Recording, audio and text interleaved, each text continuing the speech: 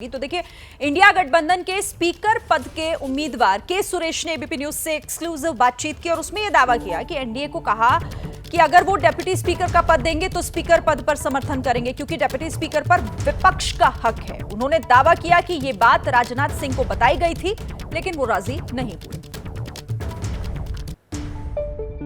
India गठबंधन के साझा उम्मीदवार हैं के Suresh sir, this is the first time that such election is happening. This is the first time. Yeah, according to my knowledge, this is the first time in the 18th Lok Sabha Speaker post is going to election. So what's the reason behind it? Because NDA and government is saying that we approached Congress party and as well as senior leaders for the consensus. They approached to our leadership. At that time, we also told the NDA leadership, speaker post we will support you, but at the same time, deputy speaker is right for opposition. You have to give a deputy speaker. Then Rajnath Singh, who was initiated to talk to our ruling party, he said, okay, I will talk to leaders and come back. But he never come back to. But that's a convention. That's not the rule in the Lok Sabha to give deputy speaker post to opposition party. There is a convention, right, not a rule. Right. But convention is not following this government. Even pro-tem speaker also, they are not followed the convention. So, but the number game is with the NDA. No, that number is not an issue. Right.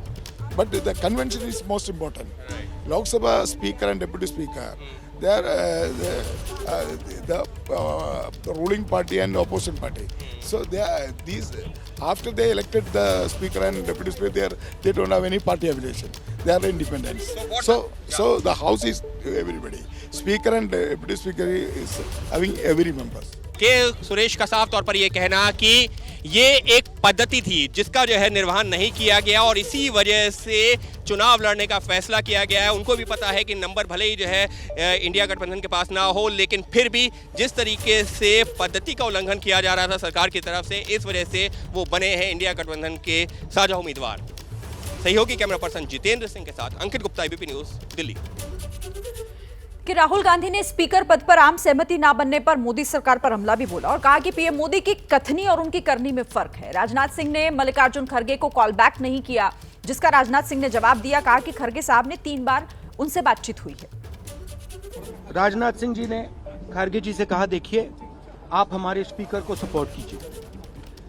Opposition, पूरी opposition ने कहा है, हमने सबके सबसे बात की है, पूरे ऑपोजिशन ने कहा है कि हम स्पीकर को सपोर्ट करेंगे, मगर कन्वेंशन ये है कि डेप्यूटी स्पीकर ऑपोजिशन को मिलना चाहिए। राजनाथ सिंह जी ने कल शाम कहा था कि वो खड़गे जी को कॉल रिटर्न करेंगे। अभी तक राजनाथ सिंह जी ने खड़गे जी का कॉल रिटर्न नहीं किया है। तो मोदी जी कह रहे हैं कंस्ट्रक्टिव कोऑपरेशन हो और फिर हमारे नेता को इंसल्ट करा जा रहा है। तो नियत साफ नहीं है। नरेंद्र मोदी जी कोई कंस्ट्रक्टिव कोऑपरेशन नहीं चाहते हैं क्योंकि कन्वेंशन है कि डेप्यूटी स्पीकर ऑपोजिशन का होना चाहिए। तो मेरा कहना है कि नरेंद्र मोदी जी कहते कुछ हैं और करते कुछ हैं, यही इनकी फॉर्मूला है, यही इनकी स्ट्रेटजी है और इनको ये बदलना ही पड़ेगा। खड़गे जी का प्रश्न है, एक सीनियर लीडर हैं, मैं उनका सम्मान करता हूं। कल से लेकर आज तक उनसे 3 बार हमारी बात हुई। खड़गे जी का प्रश्न है, एक सीनियर लीडर हैं, मैं उनका सम्मान करता हूं। कल से लेकर आज तक उनसे 3 बार हमारी बात हुई। खड़गे जी का प्रश्न है, एक सीनियर लीडर हैं, मैं उनका सम्मान करता हूं। कल से लेकर आज तक उनसे 3 बार हमारी बात हुई। तो सुना आपने किस तरीके से अब इस पर भी घमासान मचता दिखाई दे रहा है। नीरज के पास एक बार फिर से चलते हैं। नीरज, देखिए, इस मांग को लेकर बार बार विपक्ष एक ही बात कह रहा है कि ये तो हक है विपक्ष का, आप डिप्टी स्पीकर पद दे दीजिए विपक्ष को और उसके बाद स्पीकर को लेकर यहां पर कोई घमासान होगा ही नहीं। देखिए, हक जैसी कोई बात नहीं, ये एक पद्धति थी कि पद्धति में हमेशा ऐसा होता रहा है कि डिप्टी स्पीकर पद विपक्ष को दे दिया जाता है। लेकिन जैसे पिछली बार देखिए, स्पीकर पद ही नहीं है। अभी भी कई राज्यों में सरकार है, 6 राज्यों की मैं बात बता दूं जहां पर या तो उन्हीं की पार्टी का डिप्टी स्पीकर है या डिप्टी स्पीकर का पद ही नहीं है। चाहे आप बंगाल का ले लीजिए, चाहे तमिलनाडु का उदाहरण ले लीजिए, या जहाँ भी कांग्रेस रूल्ड स्टेट है, केरला का उदाहरण ले लीजिए, वहाँ विपक्ष के पास डिप्टी स्पीकर का पद ही नहीं है। तो देखिए, ये एक पद्धति है, रूल नहीं है। अगर सरकार चाहे तो ये दे सकती है, सरकार अगर नहीं चाहती है तो वो नहीं दे रही है। पिछली बार आप देखें 2019 में डिप्टी स्पीकर पद ही नहीं रहा, पूरे 5 साल ये खाली रहा। उससे पहले AIDMK के थम्बीदुरई डिप्टी स्पीकर थे, जो कि एनडीए का बहुत बाद में हिस्सा बने थे। तो कहने का मतलब ये है कि अभी फिलहाल जो परिस्थिति है उसके अनुसार अगर सत्ता पक्ष के पास बहुमत है और वो चाहता है कि नहीं विपक्ष को डिप्टी स्पीकर पद, क्योंकि डिप्टी स्पीकर पद भी एक्विवेलेंट टू लगभग स्पीकर हो जाता है। ऐसे में सत्ता पक्ष या सरकार नहीं चाहती है कि बिटवीन द गवर्नमेंट कोई बीच में कंट्रोवर्सी क्रिएट हो या कभी कोई विवाद हो और कभी ऐसी कोई परिस्थिति आए जिसकी वजह से विवाद पैदा हो। तो ये बात का विषय है, लेकिन फिलहाल इस मामला जो है वो है चुनाव स्पीकर का।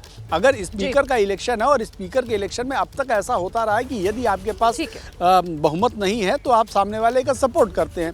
ये पहली बार देखने को मिल रहा है सीधे तौर पर। वैसे इससे पहले भी 2 बार लोकसभा स्पीकर के लिए चुनाव हो चुका है, एक 1952 में देखना होगा कि इस पर कोई सहमति बनती है या फिर सीधा कल 11 बजे चुनाव ही होगा। नीरज, आप नजर इस पर रखिएगा। फिलहाल शुक्रिया आपका इस तमाम जानकारी के लिए।